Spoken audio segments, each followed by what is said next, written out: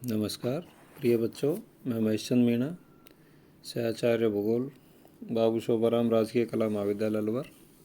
आज के इस वीडियो में हम अध्ययन करेंगे क्वार्टाइल अथवा चतुर्थांश। चतुर्थक विचलन भी इसे कह सकते हैं। तो क्वार्टाइल को हम प्रदर्शित करते हैं क्यू के द्वारा। क्वार्टाइल रेंज निकाली जाती है और जैसे ये इस चित्र में आपको जो लाइन दिखाई दे रही है ए से बी वाली, इस लाइन के माध्यम से हम आपको समझाएंगे कि क्वार्टाइल अथवा चतुर्थांश क्या होता है। जैसे ए से बी तक कोई भी श्रेणी है वो 100% उसके डाटा है, तो 1/4 जो उसका हिस्सा है 25%, यानी कि ए से लेके Q1 तक का ये जो एरिया है ये आपका 25% है। Q1 से Q2 का जो एरिया है ये आपका अगला 25%, यानी कि टोटल आपका 50% हो गया। Q2 से Q3 50 + 25 यानी कि 75%। तो A से लेके Q3 का जो रेंज है ये हो गया आपका 75%, और Q3 से लेकर B तक का ये जो अगला 25% है तो ये हो गया 75 + 20 अर्थात 100%। तो इस प्रकार से कोई भी जो श्रेणी है A से लेकर B तक की जो कोई भी श्रेणी है, इस श्रेणी के 25% के 4 हमने भाग इसमें विभाजित कर दिए, जिन्हें चतुर्थांश के नाम से जाना जाता है। इन चतुर्थांश को Q1, Q2 और Q3 का हमने नाम दिया। Q1 पहला 25%, Q2 दूसरा 25%, Q3 तीसरा 25%। तो इस तरह से नेक्स्ट जो 25% हम ऐड करते जाते हैं उन्हें Q1, Q2 और Q3 के नाम से जाना जाता है। यहाँ पर जो आपका Q2 है, Q2 किसी भी समंक श्रेणी के बिल्कुल मध्य का पॉइंट है, मध्य का मान है। इसे माध्यिका अथवा मीडियन भी कहा जाता है। तो Q2 के बारे में अथवा माध्यिका के बारे में हम पूर्व में अध्ययन कर चुके हैं। यहाँ पर हम देखते हैं फर्स्ट जो चतुर्थांश है वो है आपका Q1, और तृतीय जो चतुर्थांश है वो है आपका Q3। तो उनको निकालने का जो सूत्र है हमारा, जैसे हमने मीडियन निकाला था नीचे की इसी शीट में, आप नीचे देखिए Q1 का जो फॉर्मूला है वो है n+1/4th आइटम। Q2 अथवा मीडियन का हम पूर्व में सूत्र देख चुके हैं, n+1/2 आइटम। और जो Q3 है, जो आपका Q1 का फॉर्मूला था उसी को 3 से मल्टीप्लाई कर देंगे, n+1/4 × 3।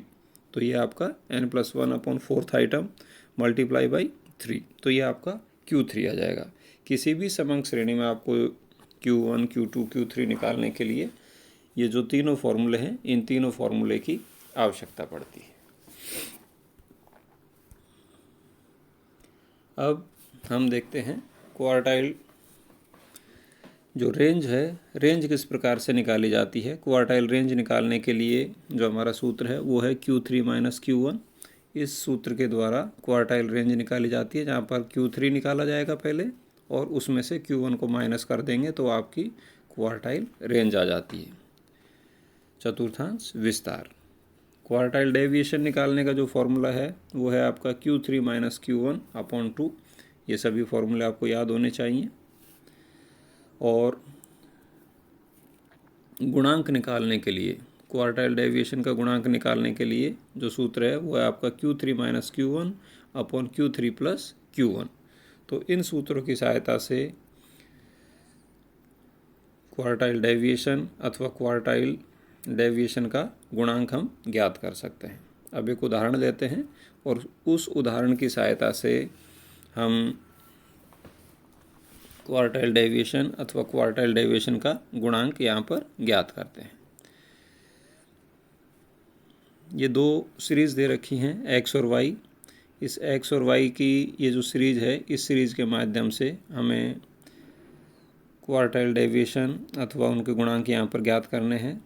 तो सबसे पहले जो भी आपकी सीरीज़ दे रखी है, जैसे x सीरीज़ दे रखी है और y सीरीज़ दे रखी है, इन दोनों सीरीज़ को, जैसे कि हमने माध्यिका में किया पूर्व में, इन दोनों सीरीज़ को हम सबसे पहले आरोही अथवा अवरोही क्रम में व्यवस्थित कर लेते हैं। आरोही अथवा अवरोही क्रम में व्यवस्थित करने के पश्चात इन दोनों श्रेणियों का हम Q1 और Q3 निकालते हैं।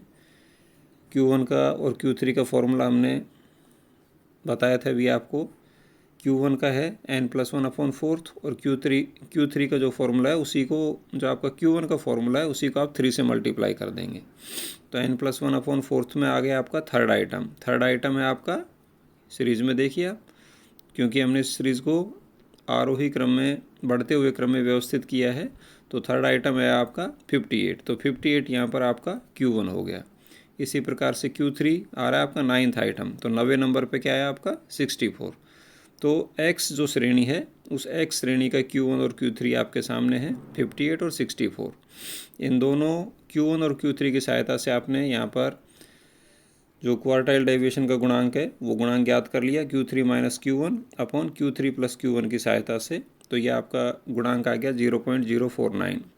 सेम इसी प्रकार से वाई श्रेणी का हम यहाँ पर लेते हैं, और वाई श्रेणी को भी जैसे हमने एक्स श्रेणी को आरोही क्रम में व्यवस्थित किया, उसी प्रकार से वाई श्रेणी को आरोही क्रम में व्यवस्थित करते हैं, और व्यवस्थित करने के पश्चात Q1 और Q3 उसका ज्ञात करेंगे। Q1 का फॉर्मूला वही है, साइज ऑफ n+1/4 आइटम, और Q3 में उसी फॉर्मूले का आप 3 से मल्टीप्लाई कर रहे हो, 3 × n+1/4 आइटम। तो जो भी आपका आइटम आएगा इस श्रेणी में, इस श्रेणी को आरोही क्रम में व्यवस्थित करने के पश्चात जो भी आपका आइटम आता है, उस आइटम को, जैसे यहाँ पर Q1 आ रहा है आपका थर्ड आइटम है, तो थर्ड आइटम पे Q1 है 112, और Q3 आ रहा है आपका 9th आइटम, तो 90 नंबर पे आ रहा है आपका 127, 127। तो इस प्रकार से Q1 और Q3 वाई श्रेणी के भी ज्ञात हो गए। तो वाई श्रेणी के Q1 और Q3 ज्ञात होने के पश्चात हमने यहाँ पर इसका गुणांक निकाला क्वार्टाइल डेविएशन का, ये हो गया Q3 - Q1 upon Q3 + Q1। तो गुणांक आ गया 0.063। दोनों श्रेणियों का जो गुणांक है, उस गुणांक का अध्ययन करने के पश्चात हम देख सकते हैं कि वाई श्रेणी का जो गुणांक है, तो वो वाई श्रेणी का जो गुणांक है वो एक्स श्रेणी के गुणांक की तुलना में ज़्यादा वेरिएबल है। तो इस तरह का जो रिजल्ट है, वो रिजल्ट भी आपको लास्ट में यहाँ पर लिख के देना पड़ता है कि किस श्रेणी का जो गुणांक है वो ज़्यादा वेरिएबल है यहाँ पर। आज के इस वीडियो में इतना ही। अगला टॉपिक हम दूसरे वीडियो में अध्ययन करेंगे। धन्यवाद।